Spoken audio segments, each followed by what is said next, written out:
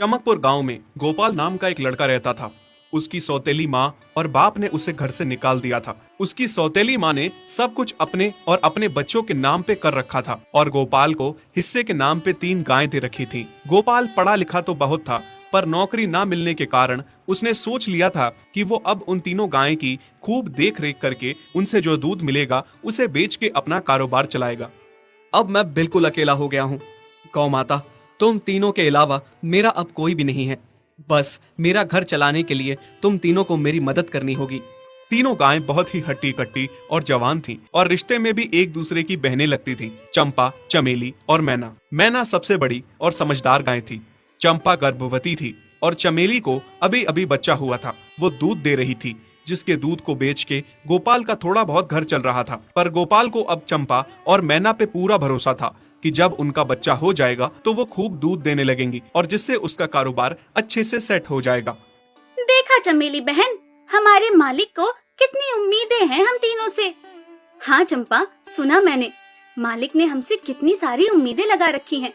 और उम्मीद रखे भी क्यों ना, कितना समय खर्च करते हैं मालिक हम पे और कितनी सेवा करते हैं हमारी, कितना खिलाते पिलाते हैं हमें। और फिर हम मालिक की उम्मीदों पे खरा ना उतरेंगी तो धिक्कार है हमारी जिंदगी पर। सही कह रही हो बहन तुम। चलो हम तो मालिक के लिए कुछ ना कुछ कर ही लेंगे।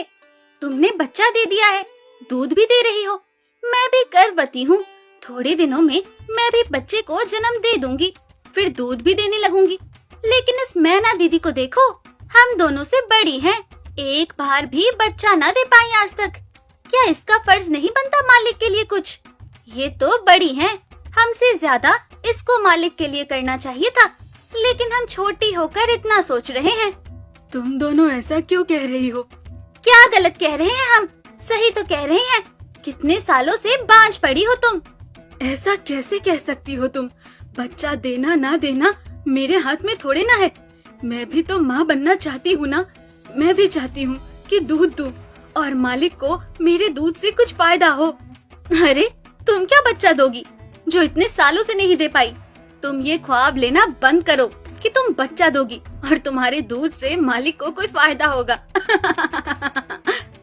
दोनों छोटी बहनें बड़ी बहन मैना की बेबसी का मजाक उड़ाती हैं और उस पे हंसती हैं। इस बात से मैना बहुत दुखी होती है और रोती है कि उसी की बहनें उसको दिलासा देने की बजाय उसे ताने मार रही हैं, उसका मजाक उड़ा रही हैं। फिर एक दिन गोपाल का पड़ोसी उससे कहता है, अरे गोपाल, तुम्हारी 2 गायें तो ठीक है, एक गाय का क्या है? उससे तुम्हें कोई फायदा नहीं है, बेच क्यों नहीं देते उसे? अरे नहीं नहीं भाई साहब, बेचना क्यों उसे? अभी बच्चा नहीं दे रही तो क्या पता कल वो बच्चा दे दे। कोई भी काम जल्दबाजी में नहीं करना चाहिए। अरे नहीं गोपाल, मेरे कहने का ये मतलब था कि तुम्हें अपना कारोबार जल्द खड़ा करने की जरूरत है, क्योंकि तुम्हारे घर वालों ने तुम्हारे साथ जो कुछ भी किया वो बहुत गलत था। अब तुम्हें जो भी करना है अकेले ही करना है। आगे शादी भी तो करनी है तुम्हें, उसके लिए भी खूब पैसा कमाना पड़ेगा। जब तुम्हारी सारी गायें दूध देंगी तभी तो कारोबार अच्छा चलेगा ना। हाँ, बात तो तुम सही कह रहे हो भाई। मेरी मानो तो तुम अपनी गायों को क्रॉस करवा के देख लो, शायद उससे बच्चा हो जाए। हाँ, ये सुझाव तुमने सही दिया, मैं कल ही ऐसा कर लेता हूँ। सुना तुमने मैना बहन मालिक की बातों को? कितना परेशान है मालिक तुम्हारी वजह से, पर तुम्हें तो कोई बात कह ही नहीं सकते। झट से बुरा जो मान जाती हो तुम। मैना ये सब सुन के बहुत दुखी होती है, पर करती भी क्या, उसके हाथ में कुछ नहीं था। गोपाल ने मैना को क्रॉस करवा के भी देखा, पर उसका भी कोई फायदा नहीं हुआ। गोपाल, जो सुझाव मैंने तुम्हें दिया था, क्या वो तुमने आजमाया? हाँ भाई, वो भी करके देख लिया, पर उसका भी कोई असर ना हुआ। ये गाय किसी काम की नहीं है गोपाल, मेरी मानो तो इसे बेच दो। मैं सोच रहा हूँ एक बार फिर से क्रॉस करवा के देखता हूँ, शायद कोई बात बन जाए। देख लो, पर मुझे नहीं लगता। देखा, इन लोगों को भी पता चल गया, तुम बच्चा नहीं दे सकती, तुम बांझ ही रहोगी। सही कह रही हो तुम दीदी, इतने जतन करने के बाद भी बच्चा नहीं हो रहा तो अब क्या होगा? गोपाल मैना को एक बार फिर से क्रॉस करवा लेता है। दोनों बहनें चंपा और चमेली मैना के बांझपन का मजाक उड़ाती हैं और उस पे खूब हंसती हैं। फिर एक दिन मैना चमेली के बच्चे के साथ खेल रही थी कि तभी चंपा देख लेती है। हाँ देख तो चमेली दीदी, ये मैना दीदी तेरे बच्चे के साथ क्या कर रही है?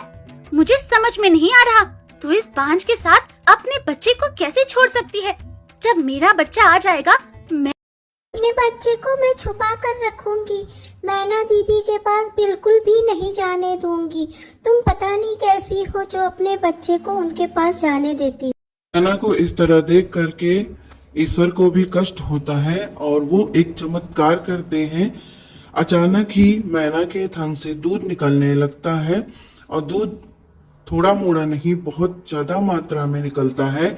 गोपाल दूध को निकाल करके जगह जगह बेचता है और खूब पैसे कमाता है। यह देख करके मैना की दोनों बहनें बहुत शर्मिंदा होती हैं और अपनी गलती के लिए मैना से क्षमा मांगती हैं। इस प्रकार से तीनों खुशी खुशी अपने घर में रहने लगते हैं। अगर आपको कहानी पसंद आई हो तो सब्सक्राइब कीजिए।